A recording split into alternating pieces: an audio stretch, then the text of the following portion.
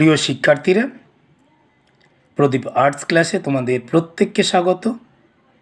2025 ও 2026 সালে দ্বাদশ শ্রেণীর থার্ড সেমিস্টার ও ফোর্থ সেমিস্টার যে সকল প্রিয় ছাত্রছাত্রীরা দিতে চলেছ, তাদের জন্য আজকে আমি সংশোধিত এবং নতুন বাংলা সিলেবাসটি বলে দিচ্ছি। তোমরা বলার পাশাপাশি স্ক্রিনে দেখতে পাচ্ছ থার্ড সেমিস্টারের সিলেবাসের প্রথম গল্প আদরিণী, লেখক প্রভাত কুমার মুখোপাধ্যায়। এরপরে চলে আসি প্রবন্ধ, বাঙ্গালা ভাষা, লেখক স্বামী বিবেকানন্দ। কবিতা তোমাদের দুটি কবিতা আছে। প্রথম যে কবিতাটি আছে অন্ধকার লেখাগুচ্ছ, লেখক হচ্ছেন শ্রীজাত। 2 নম্বর যে কবিতা রয়েছে সেটি হচ্ছে দিগ্বিজয়ের রূপকথা, লেখিকা হচ্ছেন নবনীতা দেবসেন। এরপরে চলে আসি ভারতীয় গল্প, গল্পটির নাম পোটরাজ, লেখক হচ্ছেন শঙ্কর রাও খারাট, অনুবাদক তিনি হচ্ছেন সুনন্দন চক্রবর্তী। পরবর্তী আন্তর্জাতিক কবিতা, কবিতার নাম তার সঙ্গে, লেখক হচ্ছেন পাবলো নেরুদা, অনুবাদক শক্তি চট্টোপাধ্যায়। এরপর চলে আসি ভাষার অংশে। ভাষা থেকে তোমরা দেখো 3খানা অধ্যায় তোমাদের পড়তে হবে। প্রথম অধ্যায় ভাষা বিজ্ঞান ও তার শাখা ও প্রশাখা, দ্বিতীয় অধ্যায় ধ্বনিতত্ত্ব এবং 3 নম্বর অধ্যায় শব্দার্থ তত্ত্ব। এই ছিল তোমাদের ভাষা থেকে 3টি অধ্যায়। এর পরের অংশে চলে আসি বাংলা শিল্প ও সংস্কৃতির ইতিহাস। এখান থেকেও তোমাদের 3টি অধ্যায় পড়তে হবে। প্রথম অধ্যায় বাংলা গানের ইতিহাস, সংক্ষিপ্ত রূপরেখা। দ্বিতীয় অধ্যায় বাঙালির বিজ্ঞান চর্চার সংক্ষিপ্ত পরিচিতি। 3 নম্বর অধ্যায় বাঙালির ক্রীড়া সংস্কৃতি। এরপর বলে দিই যে তোমরা জানো তোমাদের প্রথম ও থার্ড সেমিস্টার নতুন সিলেবাস এবং প্রশ্ন কাঠামো অনুযায়ী এমসিকিউ মানের, অর্থাৎ টোটাল তোমাদের এই ফার্স্ট এবং থার্ড সেমিস্টারে এমসিকিউ 40 নম্বরের হবে। এখানে কোনো তোমাদের প্রজেক্টের বিষয় থাকে না। তোমাদের প্রজেক্ট দিতে হবে বা দিয়েছো তোমরা সেকেন্ড সেমিস্টার এবং আবার দেবা ফোর্থ সেমিস্টারে, যেটার মান থাকবে 20।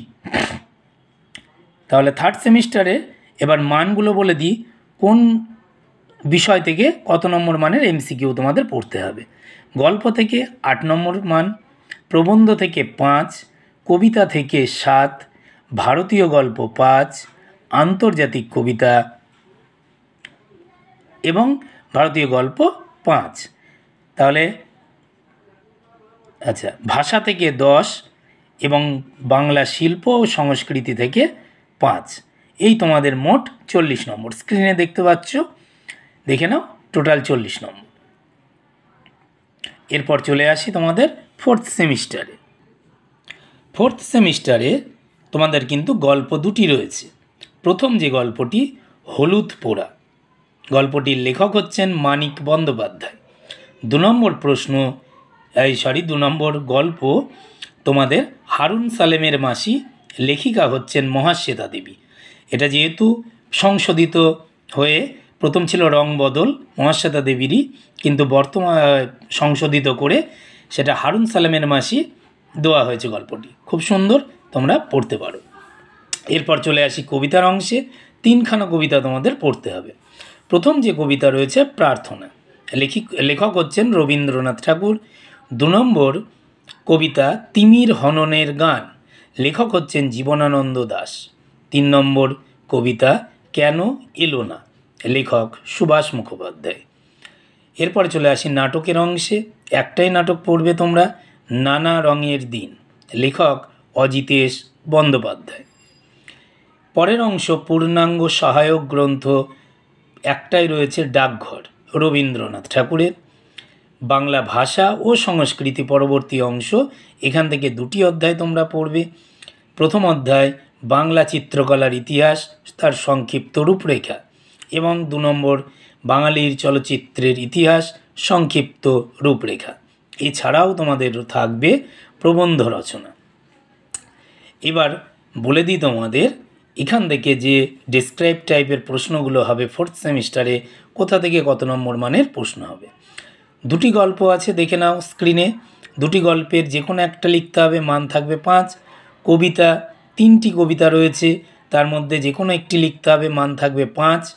নাটক থেকে 2টো প্রশ্ন থাকবে, যে কোনো একটা লিখতে হবে, তোমাদের মান থাকবে 5।